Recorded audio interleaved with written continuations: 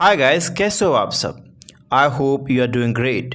In today's video, I'm going to make you practice. As you know, every single day I come with a topic and make you practice.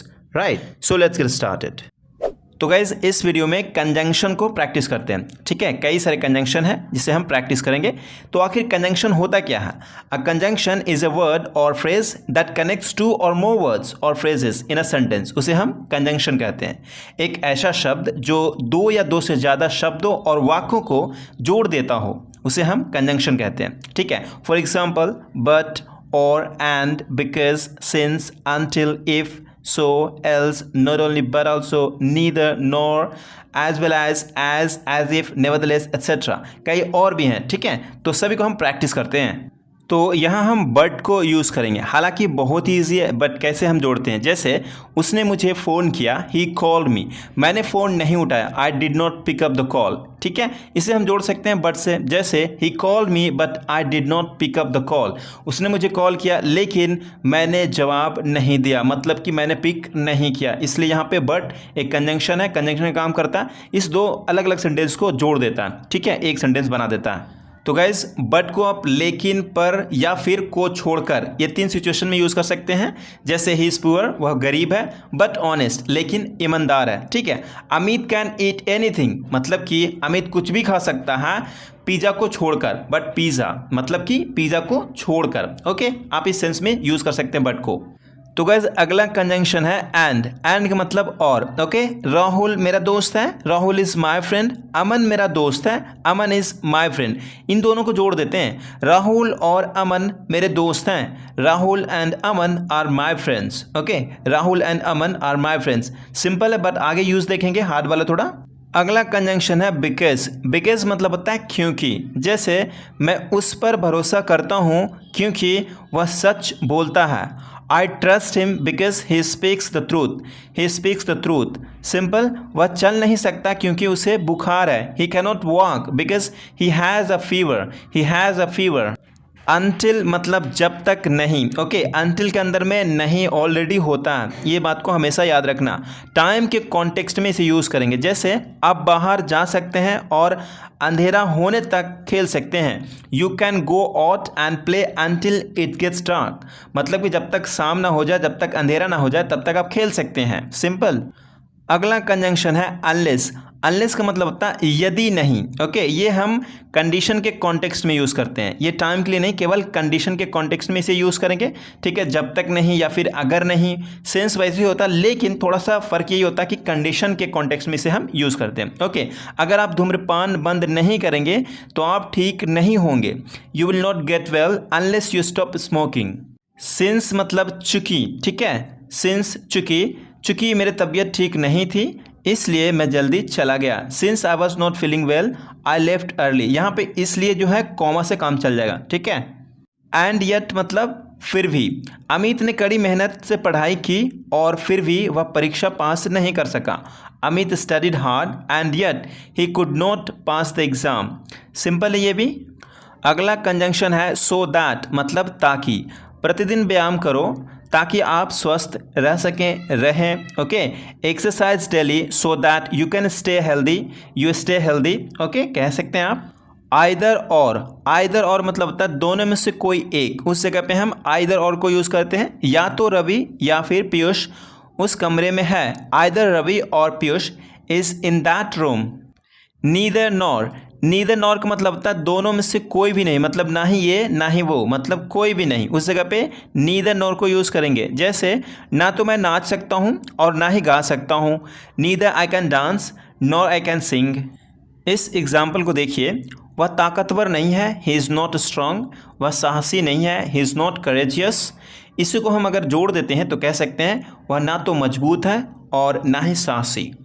He is neither strong nor courageous. अगला conjunction है not only but also.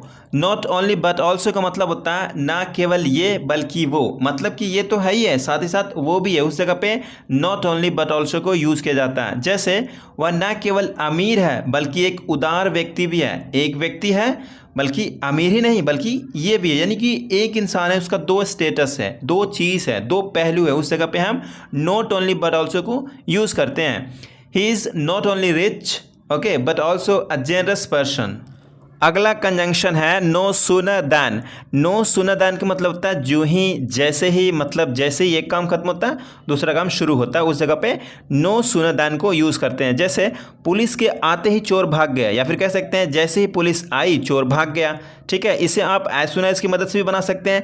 जब अगर no sooner की मदद से आप बनाएंगे तो उससे में आपको क्या होगा कि नो सूनर के बाद जो भी वर्ब होगा, जो भी हेल्पिंग वर्ब आता है टेंस के हिसाब से, उसे पहले लिखना पड़ता है, उसके बाद सब्जेक्ट को लिखा जाता है। ठीक है, इस बात को हमेशा ध्यान रखना जब आप नो सूनर दैन को यूज़ करेंगे। तो आप यहाँ पे देख सकते हैं पुलिस के आते ही चोर भाग गया, या फिर जैसे पुलिस आई चोर भाग गया।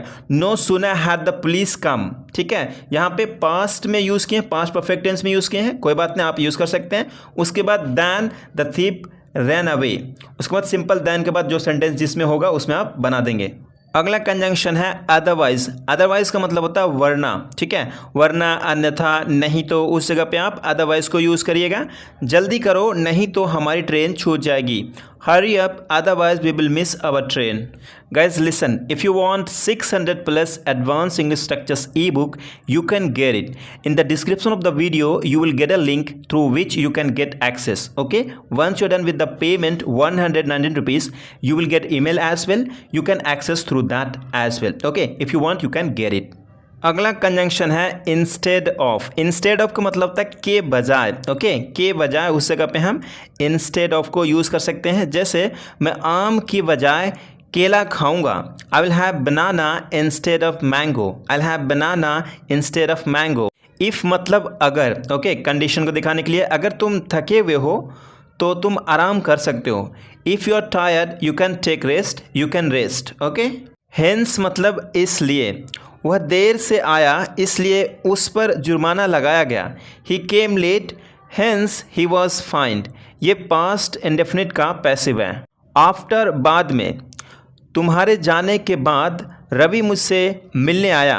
रवि मुझसे मिलने आया तुम्हारे जाने के बाद। रवि केम टू सी मी मतलब मिलने आया, देखने आया। ठीक है, आफ्टर यू लेफ्ट तुम्हें जाने के बाद। बिफोर से पहले। ओके, उसने हमसे मिलने से पहले मुझे तुम्हारे बारे में बताया था, मतलब उसने तुम्हारे बारे में मुझे बताया था हमसे मिलने से पहले। ठीक है, ऐसे she had told me about you before we met. Before we met. As far as जहाँ तक मैं उसे जानता हूँ वह नहीं आएगी। As far as I know her she will not come. She will not come. As well as का मतलब इसके साथ साथ, मतलब ये तो है साथ साथ वो भी, उस जगह पे एज वेल एज को यूज़ करेंगे। तुम मेरे बिजनेस पार्टनर होने के साथ साथ मेरे सबसे अच्छे दोस्त भी हो। You are my business partner as well as my best friend. अगला कंजंक्शन है प्रोवाइडेड दैट। प्रोवाइडेड दैट का मतलब था बशर्ते, शर्त यह है कि, उस जगह पे प्रोवाइडेड दैट को यूज़ कर सकते हैं। आपको पैसे उधार दूंगा बशर्ते आप मुझे अगले महीने तक वापस कर देना।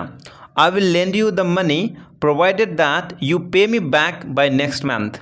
अगला कंजंक्शन है as long as. As long as का मतलब होता है जब तक। ओके, जब तक आप मेरे साथ हैं मुझे कुछ नहीं हो सकता। As long as you are with me nothing can happen to me. आप इसी तरीके से बाय द टाइम को भी आप यूज़ कर सकते हैं जब तक के लिए। जब तक आप मेरे साथ हैं मुझे कुछ नहीं हो सकता। By the time you are with me nothing can happen to me. In case मतलब अगर आप रास्ता भटक जाएं तो किसी से रास्ता पूछ लीजिए। In case you get lost your way ask someone for direction. अगला कंजंक्शन है ऑल दो। ऑल दो का मतलब होता है हालांकि। ठीक है, हालांकि मैं बीमार था फिर भी तुमसे मिलने आया था। Although I was sick I had come to meet you. ठीक है, यहाँ पे फिर भी के लिए कॉमा से आप काम चला सकते हैं, या फिर चाहे तो यहाँ पे येट लगा सकते हैं, येट चलता है। ठीक है, मिलते हैं अगले वीडियो में, तब तक के लिए अपना ख्याल रखिए। Have a good day, bye bye.